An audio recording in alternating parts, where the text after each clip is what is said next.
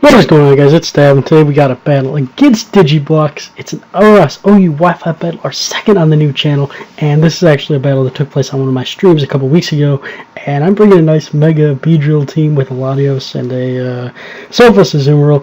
His team actually kind of scared me when I first looked at the team preview and shit, and that's because he actually has not only 4 things that can Mega Evolve, but he also has a very bulky Pokemon in Amoonguss, Slowbro, which is potentially Mega, as well as Mega Sableye. I'm going to go ahead and get this game started, and he's going to lead off with his Sableye. I'm going to lead off my Landers. Basically, I want to get up Stealth Rocks just because the bulk of his team wanted me to wear it down with Stealth Rocks pretty early. Unfortunately, I can't run the risk of him going for a Prankster Will-O-Wisp and burning my Landers. I am a more defensive variant, but I don't want to take that residual damage just to wear down my bulk. Lucky for me is I switched my Latios, which is really my only switch in to Will-O-Wisp on this team. He does actually just go for Taunt. Now, I don't know if he has Foul Play, so I am actually going to switch in my Magnezone to scout for that, and sure enough, he does have it. So he's shown Taunt, he's shown Foul Play, he probably has Recover, and then he has Will-O-Wisp right there. He actually misses, and I'm only going off with Thunderbolt. This is definitely... I don't even know if this is defensive or anything because it takes a shit ton from that Thunderbolt, and I'm able to get off a pretty much an 80% hit, and then I'm going to get off another one. So if he had Recover, he didn't go for it. I'm not sure why, but Sableye dies without actually doing anything, so that was actually really good. It was a really good start to the match. No burns, no residual damage, no Thunder Waves, no setup super stops, and he's going to go out to his Lopunny, which I expected. It's a pretty obvious switch.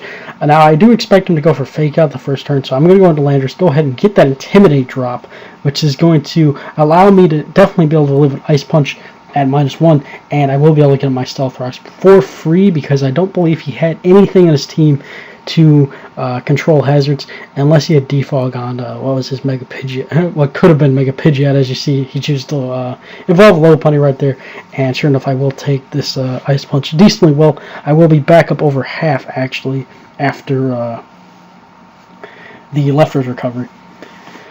So getting my Stealth Rocks is going to help against the Amoonguss, it's going to help against Pidgeot, it's going to help just against this team in general, and yeah, so now I know I can't take another one. I don't want to get that low.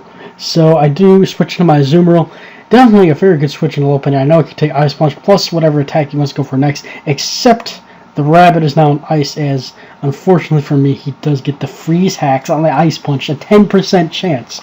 But lately for me, Freeze on Ice Punch / Ice Beam has been more than 10%. It's been like 50%. So he goes into Amoonguss. I'm going to stay in, trying to get that 50% chance to unthaw.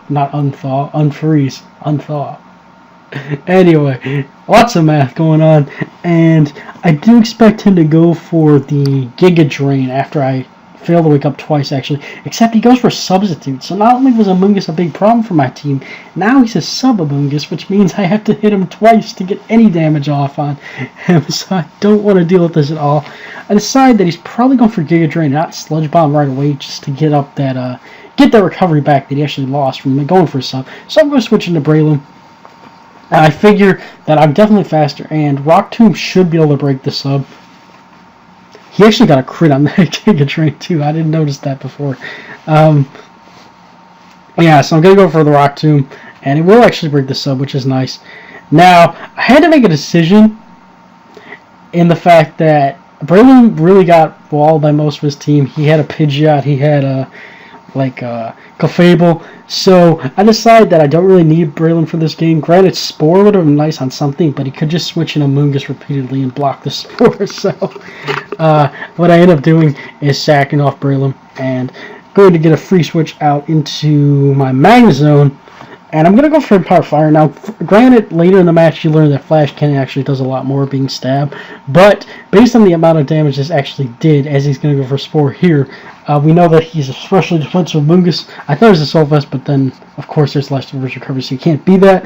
But yeah, he definitely especially defensive Amoonguss, and he's going to go for Spore. Now, I could have switched to Latios instead of Magnezone and done a lot more, except in the long run I felt that Magnezone was better asleep than Latios, just because it did give me some utility with the Psyshock and potentially defog if he had hazards on anything, which I don't think he actually ends up having. I'm going to switch to Landers just because I can get off an Earthquake potentially, He's actually going to go back out into low punny, and I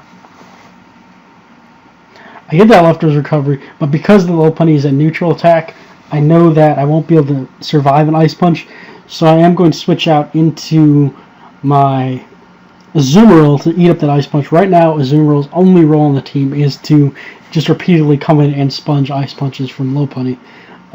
So he goes for that, and now I don't think he'll go for it again, just because he saw how little it did, and he really doesn't want me to unfreeze and crack him with a waterfall. So yeah, I switch on to Latios. Pretty good play on my part, but he actually carries a Power Pump Punch. So another big threat, Mega Low Punny, Mega Lop, just became an even bigger threat because at +2 he can definitely run through my whole team. Hell, I think he can even do that at +1, but I'm not going to wait around to find out. I decided that even though he's probably going to hit me with Ice Punch and kill my Landers, I definitely don't need him at +1 or plus whatever. I definitely would rather have neutral low punny, being that it's much easier to deal with in that regard. So I got a Beedrill. I know that when I protect, I can get off a free Mega Evolution, and I do expect him to just go for an Ice Punch. I don't really think there's anything else he can hit me with. He's not going to go for a Jump Kick on the protect, obviously. And because he has Power Punch, I don't even know if he has High Jump Kick. So he does go for that Ice Punch, and now I get off a U-turn. I wasn't too sure if Poison Jab, even being adaptability off Beedrill's Mega Beedrill's massive physical attack, that he would be able to be knocked out from full with it with a Poison Jab. So what I'm going to do is I'm going to get off a nice U-turn, and I know that based on the health range he's at right now, I can definitely come back in and click Poison Jab later.